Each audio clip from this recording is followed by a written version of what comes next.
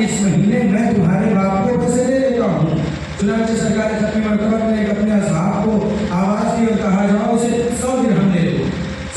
खत्मी मर्तबा में जैसे हुक्म दिया, सब ध्यान लाया गया, उस बूढ़े बाप को दिया गया, वो लड़का जाने लगा। सरकार खत्मी मर्तबा ने फिर वो कहा कि अपने बाप का ख्याल रखो।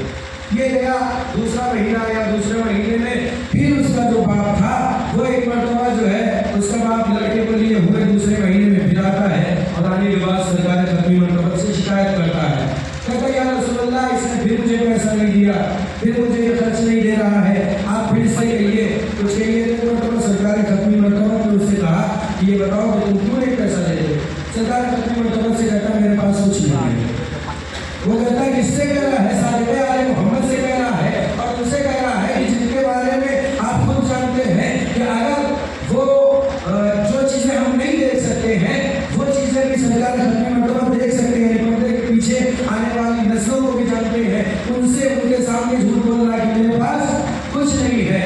उसका बाप कहता है कि सरकार खत्मी मर्तबा से या रसूलल्लाह ये झूठ बोल रहा है मेरा बेटा, इसके पास सब कुछ है, इसके पास पूरा बिजनेस है, इसके पास खजूर का बिजनेस है, इसके पास गंदम का बिजनेस है, इसके पास बहुत ज्यादा पैसा है, पूरी फैक्ट्री है जिसमें गंदम का और इसके अलावा जो है खजूर का बिजनेस करता है। वो कहता है या रसूलल्लाह मेरे पास कुछ नहीं है। सरकार खत्मी मर्तबा ने कहा कि मुझे मालूम है कि तेरे पास सब कुछ है।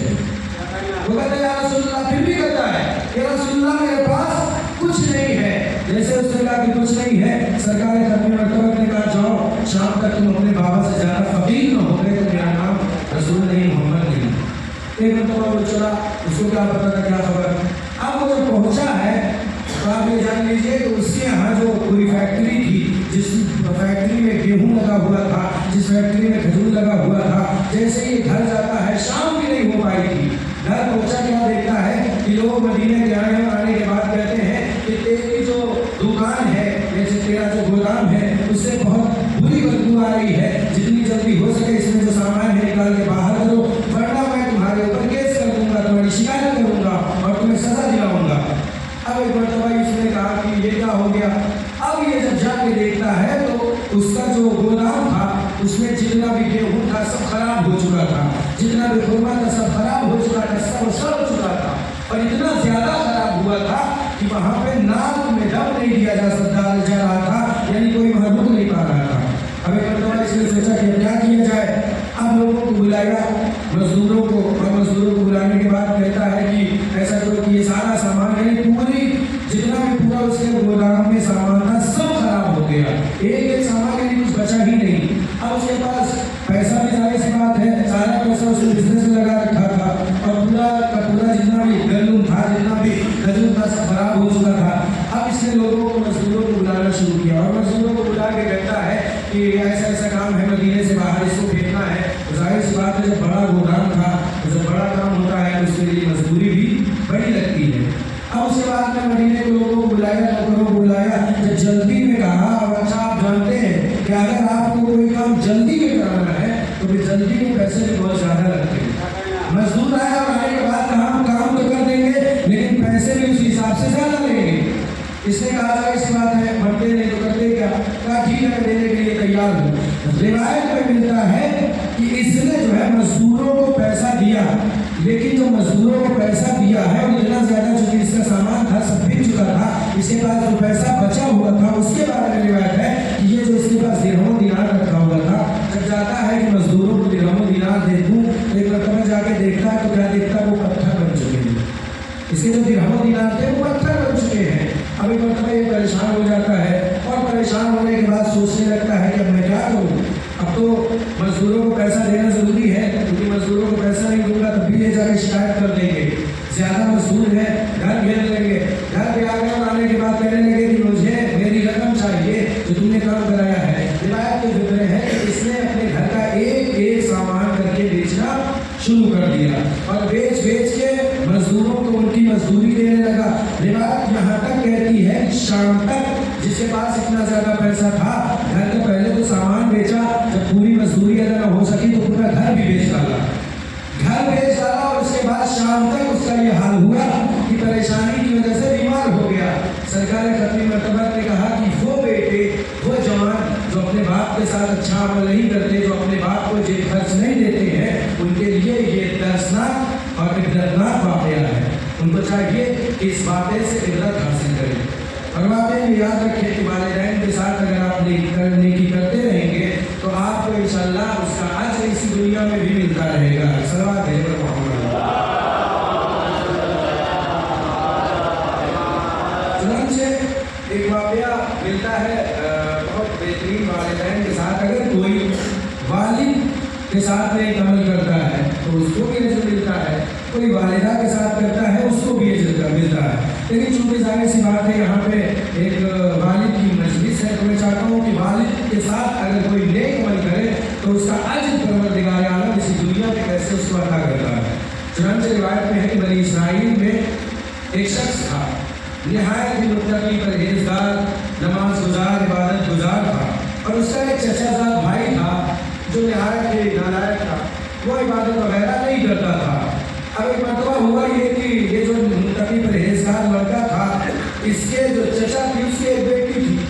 उसने सोचा कि उस बेटी का अच्छा जो बेटी थी वो भी नेक मुत्तकी परहेज़गार थी। इसने सोचा चचा ने कि चलो एक काम करते हैं कि एक जो बेटा मेरा मुत्तकी परहेज़गार है उसके साथ बेटी की शादी कर देते हैं। तो जैसे इसने ख्याल किया, ख्याल करने के बाद एक मतलब बेटी की राय लेने के लिए गया। भाई याद रखें कि जब भी बेटियों की शादी करें तो उसमें आप अपनी राय के साथ साथ बच्चियों की भी राय लेना चाहिए। इस्लाम ने बताया है, ये सिर्फ आप अपने हिसाब से बस देख लें उसके बाद कुछ नहीं, बच्चियों की राय होना चाहिए कि वो राजी है या नहीं उस रिश्ते से। चुनांचे उसके बाद में जब बेटी से पूछा गया, सवाल किया गया, लेकिन अब ये मतलब नहीं है कि बच्चियों से पूछा जा रहा है तो बच्चियों भी अपने हिसाब से जवाब देना शुरू कर दो। इस्लाम में दोनों चीज़ें बताई गई है। अगर बच्चियों से के बारे में ये बताया गया कि उनसे इजाज़त लें, तो दूसरी जगह पर ये भी बताया गया है कि बच्चों को कैसे जवाब देना है। बच्चियों ने जवाब जब उस बच्ची से पूछा गया कि भाई मैं अपने चचाजाद बेटे दो हैं, उनमें से एक तो तुम जानती हो कैसा है उनका परहेज़गार, दूसरा जो है वो इबादत वगैरह नहीं करता है, अब तुम्हारे ऊपर इख्तियार है कि तुम इससे शादी अपनी करना चाहती हो। तो जाहिर बच्ची भी जो थी, वो जो लड़की थी, वो भी जो है बेहतरीन यानी इबादत गुजार थी। तो उसने कहा मैं जो इबादत गुजार लड़का है उसके साथ शादी करना चाहती हूँ। चुनांचे ये जो दूसरा शख्स था वो इतना मलाउन था, इसने जो है अपने चचाजाद भाई को बुलाया और बुलाने के बाद रात में किसी दूसरे कबीले में लेके गया और उसका मर्डर कर दिया, कत्ल कर दिया। और कत्ल करने के बाद उसने उसको दूसरे कबीले में छोड़ दिया, और छोड़ने के बाद सुबह पहुंचा और मक्कारी के आंसू रोना शुरू कर दिया कि मेरे भाई को इन कबीले वालों ने कत्ल कर दिया, कत्ल कर दिया, कत्ल कर दिया। बचा कौन? बुरा शख्स, और जिसकी शादी होनी है वो अच्छी लड़की थी। अब जाहिर सी बात है परवरदिगार आलम देखिए किस तरह से अता करता है इंसान को। इधर ये शख्स ये वाक़या गुजरा, एक मरतबा ये शख्स जो था इसको जो है कत्ल कर दिया गया, यानी नेक अमल जो था, नेक काम करता था लड़का, उसको बदरात लड़के ने कत्ल कर दिया, दूसरे कबीले में डाल दिया। अब ये आया और आने के बाद उस वक्त मामला ये था लड़का कि लोग आते थे और कहते थे कि भाई मुझे खूबहा चाहिए, इसके कातिल का पता चाहिए। ये जो लड़का जिसने कत्ल किया था, इतना मक्कार था, ये जाकर जाने के बाद कहता है कि मुझे यह खूबहा तुम लोग कि तुम्हारे जो है ये महल्ले में, तुम्हारे जगह में, कबीले में ये मेरा भाई इसका जो है कत्ल हुआ है, या तुम खूबहा दो इसका यानी पैसे दो, या फिर मुझे कातिल का नाम बताओ कि किसने इसको कत्ल किया है, उसको सजा मिलेगी। जाहिर सी बात है जिसने कत्ल किया है वही जो है कातिल का बताओ, तो जाहिर सी बात है जिसने कत्ल नहीं किया उसको क्या पता। लोग परेशान हो गए, परेशानी के आलम में आते हैं सरकार एक मरतबा ज़माने के नबी जनाब मूसा के पास, और जनाब मूसा के पास आने के बाद सवाल करते हैं, या नबी खुदा मैं बहुत परेशान हूँ, हम लोग बहुत परेशान हैं, क्या हुआ? क्या मेरे कबीले में एक शख्स है, निहायत ही नेक परहेज़गार शख्स था, लड़का था, जवान था, और उसका कत्ल हो गया, लेकिन हम लोगों को मालूम नहीं हो पा रहा है कि कैसे उसका कत्ल हुआ है। तो आप कुछ मदद करें, परवरदिगार आलम से मदद मांगे, आप नबी खुदा है। तो जनाब मूसा ने कहा ठीक है, हम परवरदिगार आलम से जाकर गुफ्तगू करते थे। जनाब मूसा अलैहिस्सलाम वो दूर पे जनाब मूसा ने कहा कुछ वक्त दो मुझे। अच्छा इधर ये होता है कि ये वाक़या तो यहाँ गुजर गया, दूसरी तरफ वाक़या ये गुजरता है, एक शख्स था वो अपने बाप का बहुत एहतराम करता था, इतना ज़्यादा एहतराम करता था, बिजनेस भी करता था और उसका एहतराम भी करता था अपने बाप का। तो जाहिर सी बात है बाप का एहतराम करता था। तो एक दिन वाक़या ये पेश आया कि उसके यहाँ बेहतरीन एक मामला हुआ, यही मामला हुआ कि जो है मुझे एक चीज़ चाहिए थी, और वो रिवायत में 70,000 या 80,000 दिरहम का मामला था, यानी वो चीज़ उसके पास मौजूद थी लेकिन उसके गोदाम में रखी हुई थी, और गोदाम में चाबी जो लगी हुई थी उसका ताला था, उसकी चाबी उसके बाप के जेब में थी और बाप उसका सो रहा था। तो बेटा उसका बाप का इतना लायक था कि उसने जो है बाप के एहतराम में कि बाबा के लिए नींद खुल जाएगी अच्छी बात नहीं है, उसने बेहतरीन जो यानी मामला हो रहा था, यानी जहाँ पे फायदा होने वाला था उसको छोड़ दिया। इसलिए बाप के एहतराम में कि बाप की नींद न खराब हो। अब तो बाप बेदार हुआ, हम लोग चले गए। बाप जब बेदार हुआ तो बेदार होने के बाद एक मरतबा बाप ने उससे कहा, ये बताओ कुछ आया नहीं था कोई सामान वामान लेने? तो कहा नहीं कोई ऐसी बात नहीं। कहा आया था या नहीं? वो समझ गए कि हाँ आया तो था। कौन आया था, क्या लेने आया था? तब उसने बताया कि 70,000 दिरहम का, ये 70 दिरहम का जो भी मामला था उसके लिए आया था। तो कहा दिया क्यों नहीं? कहा बाबा जाने दीजिए। मैंने ये बताओ क्यों नहीं दिया? कहा मामला ये था कि सामान गोदाम में रखा हुआ था, तो दे देते। कहा उसमें ताला लगा हुआ था, तो कहा खोल देते। कहा उसमें चाबी आपकी जेब में थी, तो कहा ले लेते। कहा बाबा मेरा ये सच गवारा नहीं कर रहा था कि मैं चंद पैसों के लिए आपकी नींद खराब करूँ। खुदा की कसम बाप पे इसका ये असर हुआ कि बाप के पास सिर्फ और सिर्फ उस वक्त सामान्य हयात में, पूरी जिंदगी में उसके पास सिर्फ एक गाय मौजूद थी। उस गाय को उसने जो है अपने बेटे को दे दिया और कहा कि बेटा ये गाय तुम्हारे लिए हदिया है मेरी तरफ से और इंशाअल्लाह परवरदिगार आलम तुम्हें इसका अज्र अता करेगा। बाप ने जैसे ही बेटे के हाथ में दुआ की, रिवायत में है कि इधर ये मामला पेश आ गया था कि उसने जिसने अपने भाई को, चचा भाई को कत्ल कर दिया था। जनाब मूसा उधर को हेतुल में परवरदिगार आलम के पास पहुंचते हैं तो परवरदिगार आलम ने कहा कि भाई ये गाय ले ली जाए और एक या बछड़ा बोल दे उसको ले लिया जाए, उसको ज़िबा किया जाए। ज़िबा करने के बाद उसका जो गोश्त है उसको जो है गोश्त का टुकड़ा जो है मुर्दे पे मारा जाए, वो जिंदा हो जाएगा और खुद गवाही देगा इसका मर्डर किसने किया है, कत्ल किसने किया है। अब आए लोग और जनाब मूसा अलैहिस्सलाम के पास, जनाब मूसा ने बताया कि परवरदिगार आलम की तरफ से यही वही हुई है, ये गाय ले लो। अब ये लोग पूछते हैं जनाब मूसा से कि या नबी खुदा गाय तो ले ले, तो गाय कैसी होनी चाहिए? बहुत ज़्यादा बूढ़ी होना चाहिए, जवान होना चाहिए, बच्चे वाली होना चाहिए, रंग कैसा होना चाहिए? यानी ये वो सवाल करते गए जो सवाल उस गाय के अंदर मौजूद थे कि जिस गाय को उसके बाप ने अपने बेटे को सिर्फ इसलिए दिया था कि उसने बेटे बाप का एहतराम किया था। अब एक मरतबा ये लोग जो है उस गाय की तलाश में, जिस तरह से बताया गया था, गाय की तलाश में निकलते हैं और निकलने के बाद एक मरतबा ये लोग ढूंढने की कोशिश करते हैं कि कहाँ मिल जाएगा, कहाँ मिल जाए। इत्तेफाक से वहीं पे पहुँचते हैं जहाँ पे उस लड़के के पास, जिसके पास गाय है। अच्छा यहाँ पे मामला ये होता है कि इस बात का मामला ये हुआ, इसका इंतकाल हो गया, तो ऐसा गुजर चुका था, 2 साल में 1 साल 2 साल गुजर चुका था। चुनांचे इसके बाद पे इंतकाल हो चुका होता है। अब ये शख्स आता है आने के बाद सवाल करता है, कहता है कि मैं ये बताओ कि तुम्हारी गाय तुम्हारे पास मौजूद है? सुना? कहा हाँ। कहा क्या बात है? कहा मुझे तुम्हारी गाय की जरूरत है। कहा किस लिए? पूरा मामला उसको बताया। तो ये भी वालिदैन का बड़ा ख्याल रखता था। ये क्या जाने के बाद कहता पहले मैं अपनी वालिदा से इजाजत ले लूंगा, क्योंकि मेरे वालिद ने मुझे बड़ी मोहब्बत से गाय अता की थी। अपनी वालिदा के पास जाता हूँ, जाने के बाद कहता है मैं जाने इस वक्त वालिद मोहब्बत तो है नहीं, लोग आए गाय लेने के लिए और मैं क्या करूँ? आप अगर कहें लोगों को ज़्यादा ज़रूरत है तो क्या मैं देखूँ?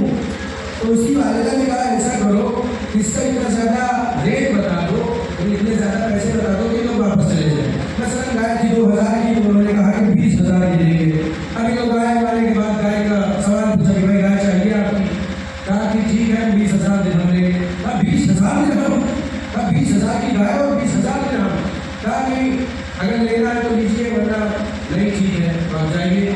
अभी लोग वापस आते हैं, दोबारा आते हैं, आने के बाद फिर सवाल करते हैं, फिर माँ के पास जाता है। माँ ने कहा कि इस बार से बता दो 50,000 दिरहम लेंगे।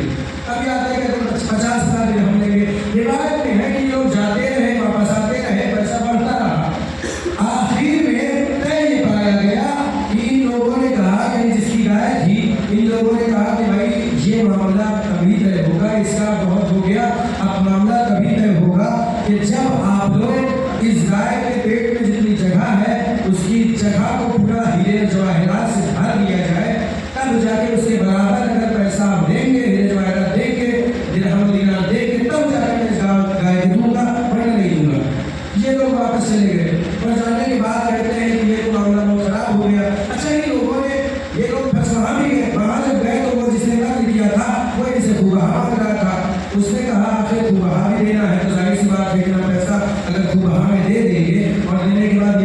नहीं चलेगा कि कातिल कौन है। तो ऐसा करके चलो गाय ही खरीद लेते हैं और कम से कम ये तो पता चल जाएगा कि कातिल है कौन। अब उसके बाद रिवाज में है एक मरतबा उन्होंने गाय को खरीदा कितने दिरहम में, यानी पूरी गाय के पेट में जितना भी ज्यादा दिरहम दीनार या सोना चांदी या हीरा जवाहरात जितना आता था उतने दिरहम दीनार में उस गाय को खरीदा। अब जब खरीदने यहाँ चले आते हैं तो जमीन पर सरकार खत्म मरतबा का एक जुमला है कि जरा उस शख्स को, उस जवान को देखो कि जिसने अपने बाप के साथ नेकी की और परवरदिगार आलम ने उसका अजर इसी दुनिया में किस तरह हासिल किया। यानी आप सोचिए कि गाय की कीमत क्या होती है और उसको सिर्फ और सिर्फ परवरदिगार आलम ने क्यों अदा किया, उसको सरकार खत्म मरतबा ने फरमाया कि इसलिए अदा किया क्योंकि उसने अपने बाप का एहतराम किया।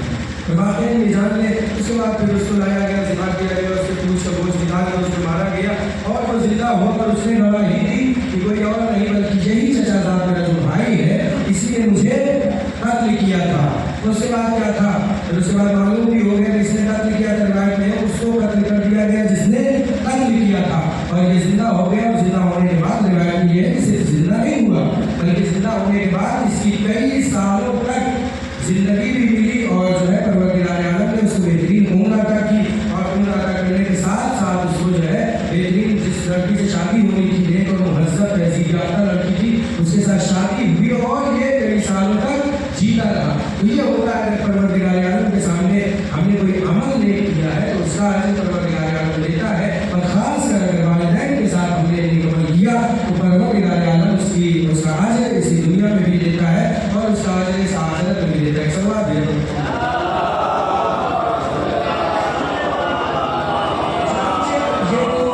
मौजूद मजलिस के वालिदैन के साथ नेक अमल करने से फायदा है। चूंकि सारे सवाब की मजलिस है और आप सबको पता है कि एक न एक दिन हम सबको इस दुनिया से जाना है। तो जाहिर सी बात है अच्छा रिवायतें मिलती हैं मौत के सिलसिले से, थोड़ी गुफ्तगू इसके बाद करते हैं। मौत के सिलसिले से रिवायत मिलती है, आपने सुना होगा कि मौत के बारे में एक रिवायत तो ये है कि इंसान के जिस्म से रूह इस तरह से निकलती है कि जैसे रेशमी कपड़े को तारदार दरख्त पे डाल के, कांटेदार दरख्त पे डाल के खींच लिया जाए और तार तार हो जाए, इतनी अजियत होती है। एक और रिवायत भी है, वो क्या है, वो ये है कि इंसान के जिस्म से रूह इस तरह से निकल जाती है जैसे फूल से, बोलिए, जैसे फूल से खुशबू निकल जाती है। तो मुझे समझ में नहीं आ रहा कि दोनों रिवायतें सही तो है नहीं, दोनों रिवायतें सही हैं, लेकिन रिवायत में अब ये क्या मामला हो गया कि एक रिवायत ये कह रही है कि जो है इस तरह से रूह निकलती है कि जैसे तारदार दरख्त पे रेशमी कपड़ा डाला जाए और जर्रे जर्रे उसके एक एक धागा अलग हो जाए, इतनी नसीहत। दूसरी जगह पे ये है कि इस तरह से रूह निकल जाती है जैसे फूल से खुशबू निकल जाए। तो ये बात कुछ समझ में नहीं आई। तो हम कहेंगे रिवायत में इख्तिलाफ नहीं है, राम वाला साहब फिर किसमें इख्तिलाफ है? क्या इख्तिलाफ है मरने वालों में? अच्छा का एक इंसान जब मरता है तो देखिए दुनिया में परवरदिगार आलम ने तीन तरह की मखलूक बनाई है। पहली मखलूक जिसे हजरत इंसान कहते हैं, दूसरी मखलूक जिसे फरिश्ता कहते हैं, तीसरी मखलूक जिसे जानवर कहते हैं। मखलूक बहुत से परवरदिगार आलम की, लेकिन इन तीनों में ज्यादा फर्क नहीं है। फरिश्ता कब होता है? फरिश्ता वो होता है जिसके पास अक्ल होती है, शहावत नहीं होती है। तो इंसान क्या हो जाता है? फरिश्ता हो जाता है। एक वो है जिसे जानवर कहते हैं जिसके पास शहवत है, अक्ल नहीं है, गया जाके दूसरे के खेत में चल दिया, उसके पास अक्ल थोड़ी ना है, गया जाके दूसरे का पेट खा लिया, पानी भरा रखा हुआ था, किसी ने बाल्टी में पानी रखा नहाने के लिए, गर्मी के वक्त का जानवर आया उसने पी लिया, और उसको थोड़ी ना मालूम है कि इसमें इजाजत लेने की जरूरत है, खेत में गया चल लिया, उसको थोड़ी ना मालूम है कि इसमें इजाजत देने की जरूरत है। क्यों? क्योंकि उसके पास अक्ल नहीं है। यहाँ पे एक की मिसाल दे दूं, लोग दूसरों की जमीन हड़प लेते हैं और कहते हैं क्या अपना ही है, बस ये जान लीजिए कि दूसरों की जमीन अगर आप हड़प रहे हैं तो आप में जानवरों में फर्क नहीं है, क्योंकि जानवरों के पास अक्ल नहीं होती है। अगर दूसरों का हक है और आप हड़प ले रहे हैं तो आप ये समझ जाइए, देखिए हम किसी के ऊपर नहीं पड़ रहे हैं, हम भी गाँव में रहते, मालूम है कि अक्सर ऐसे वाकयात हो जाते हैं, तो लोग कभी कभी ऐसा होता है कि मिसाल दीजिए और लोग अपने ऊपर ले लेते हैं और बाद में उनके जहन में होता है कि शायद मौलाना को बताया गया है कि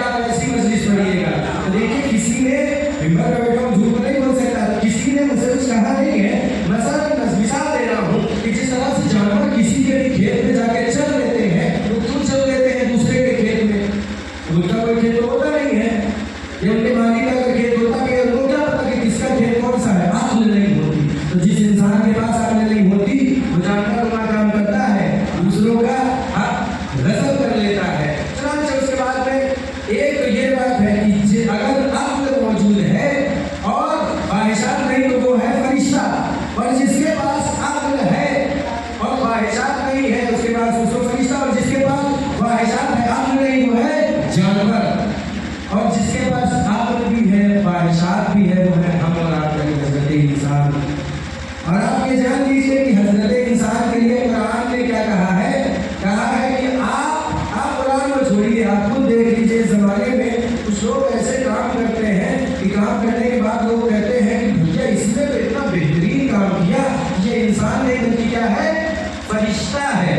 लोग कहते नहीं है ये फरिश्ता है, लेकिन रिवायत में फरिश्ते का लफ्ज नहीं है, रिवायत में है कि जब इंसान नेक अमल करता है तो वो फरिश्ता नहीं होता बल्कि फरिश्तों से अफजल हो जाता है। और इसी तरह से जानवर लोग के बारे में है कि अगर कोई इंसान बदकारी करता है, बदअमल करता है, बुरा काम करता है, उसके बारे में भी रिवायत है, उसको जानवर नहीं कहा गया है बल हुम अज़ल। कुरान कह रहा है कि ये जानवर से भी पस्त है, यानी चौपाल होते हैं जानवर होते हैं उनसे भी पस्त है। अब बस फैसला आपको करना है, मरना सबको एक दिन है, फैसला आपको करना है कि आपको किस तरह से मर के ऊपर जाना है। एक मौत तो है कि जिसके बाद आपकी रूह इस तरह से निकाली जाएगी जैसे रेशमी कपड़े को खारदार दरख्त में डाल के खींच लिया जाए, यानी इतनी अज़ियत होगी। दूसरी वो रिवायत है कि जिसमें आपके जिस्म से रूह ऐसे निकल जाएगी जैसे फूल से खुशबू निकल जाएगी। अब ये आपको समझ में आ गया, मालूम हो गया ना कि रिवायत नहीं मुख्तलिफ है, मरने वाले मुख्तलिफ है। अगर आपके काम ऐसे होंगे तो आपसे फरिश्तों से अगर अफजल हो जाएंगे तो आपकी रूह ऐसे निकल जाएगी जैसे फूल से खुशबू। लेकिन अगर आपके काम अच्छे नहीं है, आपने बुरे अमल किए हैं, तो आपकी रूह भी जिसमें से ऐसे निकलेगी जैसे खारदार दरख्त पे रेशमी कपड़े को डाल के खींच लिया जाए। चुनांचे रिवायत में है। अच्छा आप ये बताइए कि आपने सुना होगा कि इंसान की जब मौत होती है तो आखिरी वक्त को हालत इंतजार कहते हैं। हालत इंतजार को इंतजार क्यों कहते हैं? देखिए जब भी कोई इंसान बीमार होता है और आप अगर जान लीजिए कि बहुत ज़्यादा बीमार है और इससे आप बचने के चांस नहीं है ज़ाहिरी लिहाज से, तो आपके लिए बेहतर ये है कि उसको किबला रुख कर दिया जाए, यानी उसके पैर को किबला रुख कर दिया जाए। उसकी वजह वजूहात भी रिवायत में मिलती है कि क्यों, क्योंकि जब इंसान आखिरी वक्त में दुनिया से उसका रास्ता खत्म हो जाता, रास्ता खत्म हो जाता है, उस वक्त हमारे सामने इंसान की सांसें चलती हैं, लेकिन उस वक्त इंसान के सामने वो रूहें होती है, वो लोग हाजिर होते हैं, इंसान से बात करता है। चनांचे रिवायत में है कि फरिश्ते आते हैं और आने के बाद अब जैसे एक इंसान के पहले किसकी रूह निकाल दी जाए, आप बताएं कि जिसकी खुशबू फूल से निकलती है जैसे उसकी, या तो फिर जिसके खारदार दरख्त वाली, तो जो भी कहेंगे कि भाई मौलाना साहब ऐसा है पहले डरा दीजिए जितना डराना है, तो भैया डराने वाली रिवायत पढ़ दें पहले कि जैसे डरते हैं लोग। तो पहले तो यह है कि इंसान के जिस्म से ऐसे एक शख्स वो है कि जिसकी रूह इस तरह से निकलती है जैसे खारदार दरख्त पे काटा है, रेशम का कपड़ा डाल के खींच लिया जाए। उसके बारे में ये है अगर इंसान के लिए अच्छे अमल नहीं होते हैं, हालत इंतजार में होता है, तो मतलब फरिश्ते आते हैं और आने के बाद इनके नामे अमाल को लेते हैं। इंसान के दिल में नहीं निकली है, नामे अमाल को लेते हैं और लेने के बाद कहते हैं जी जनाब नाम बताया ये है फला साहब है, और नाम बताने के बाद पूछा कि मैंने क्या किया, ये किया कहा अच्छा ये बताइए आपने तो ये नमाज पढ़ सके तो सब ही नहीं है आपकी फाइल में। अब इन्होंने जो है कहना शुरू किया जाए हमारी और आपकी दुनिया में, अरे वो क्या था ना ऐसा है वैसा है करके उसके बाद बहाने लगाना शुरू करते हैं। तो भैया मसलन हम अपने ऊपर मिसाल दे दें कि कौशल साहब की फाइल खोल दी गई और फरिश्तों ने कहा हाँ भैया कौशल साहब ये क्या मामला है, नमाज से तो आप बहुत दूर रहते हैं। कहा क्या होता है, वो जो है सोचा कि जाएंगे उधर नमाज पढ़ने, लेकिन बीच में वो भैया सलाम भैया के घर पड़ता है और वो लाठी लिए बैठे थे और कहे कि अगर कौशल भाई आप निकल आए तो आप ये जान लीजिए हमारा लाठी गिरा देंगे। तो फरिश्तों से बहाना बताएगा इंसान, मिसाल है बहाना बताएगा इंसान कि इस तरह से हम बहुत मजबूर थे, हम बहुत दबे कुचले थे, इसलिए हम नमाज पढ़ने भी नहीं गए। तो फरिश्ते कहेंगे परवरदिगार आलम ने एक छोटी सी महदूद जगह जमीन पे नहीं रखी है, अरे कौशल साहब दूसरी जगह चले जाते, सफर अख्तियार कर लेते, दूसरे शहर चले जाते, दूसरे महीने चले जाते, वहां जाके इबादत करते, तो खैर ये जो है अपना बहाना वगैरह करेंगे। अच्छा बहाने वगैरह के बाद क्या होता है, रिवायत में है कि हर इंसान के सामने चाहे मोमिन हो चाहे ना हो, चाहे इंसान जिसकी रूह जो है फरिश्तों से अफजल जो होता है वो हो या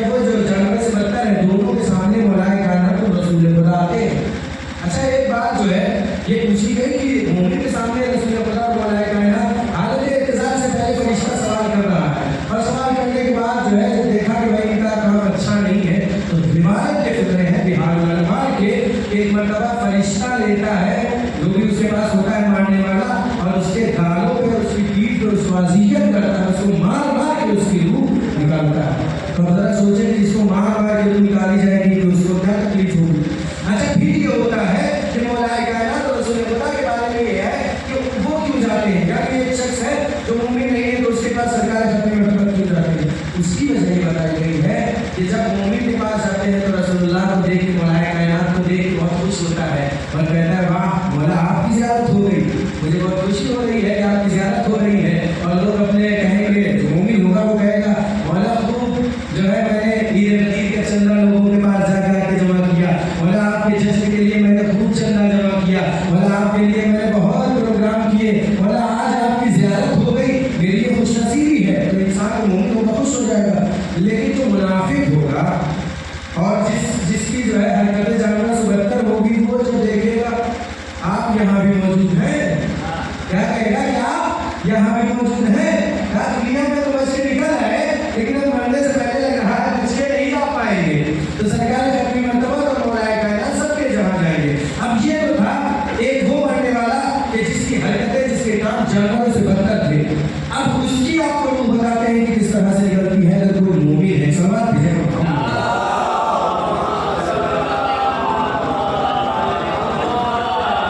देखिए बहुत ज़्यादा नहीं हुआ है, सवाल अभी हुआ है और साथी रिवायत है परेशान हो गए आप लोग।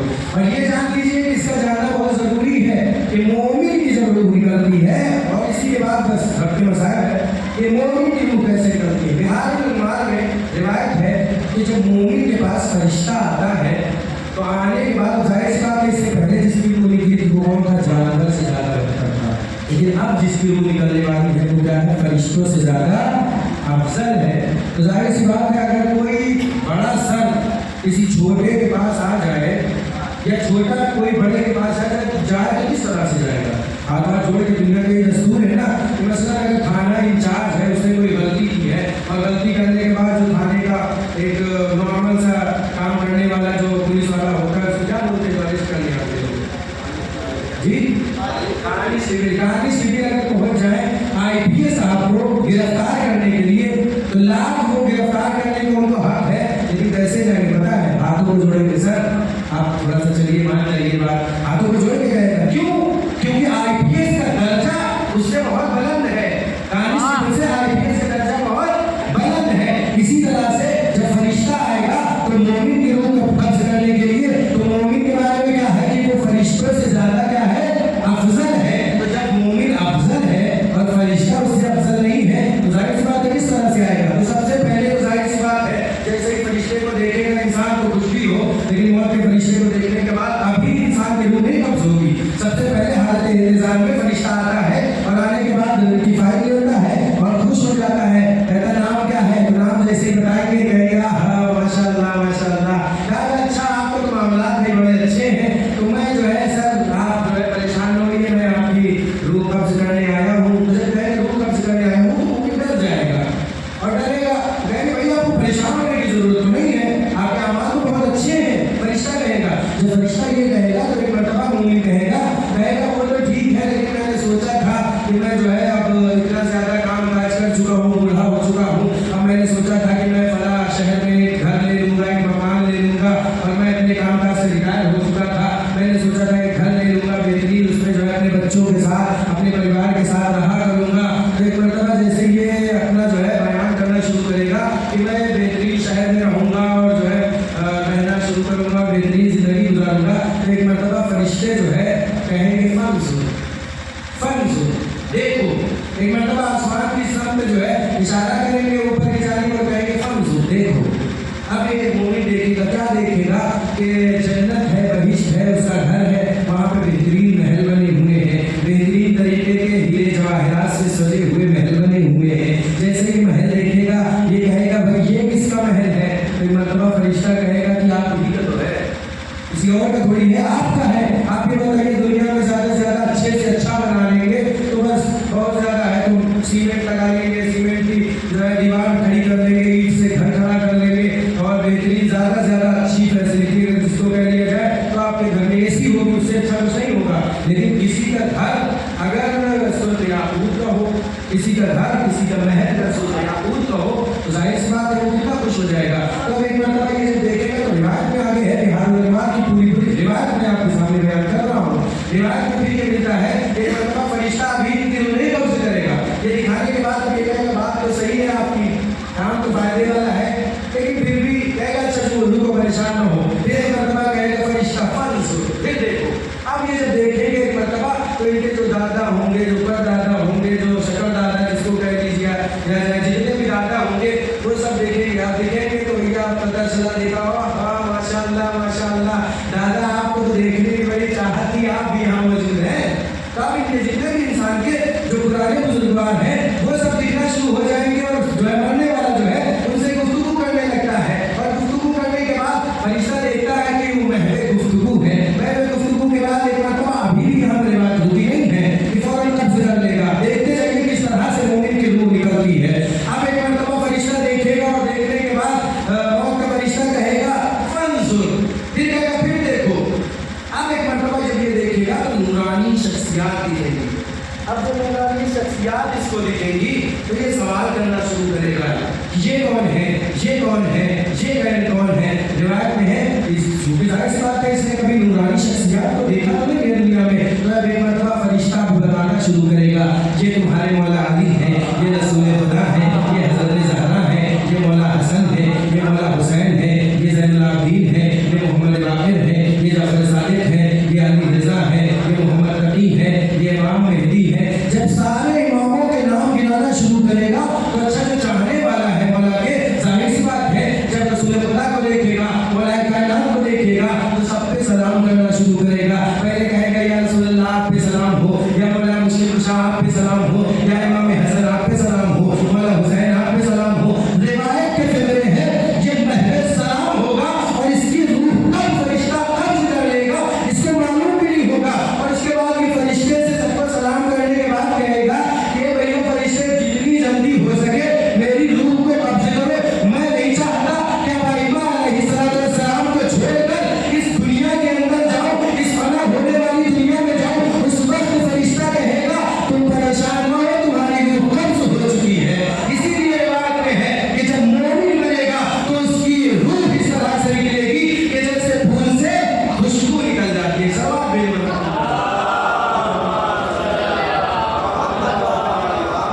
अब इसके लिए हमें जरूरी है कि हम नेक अमल करें।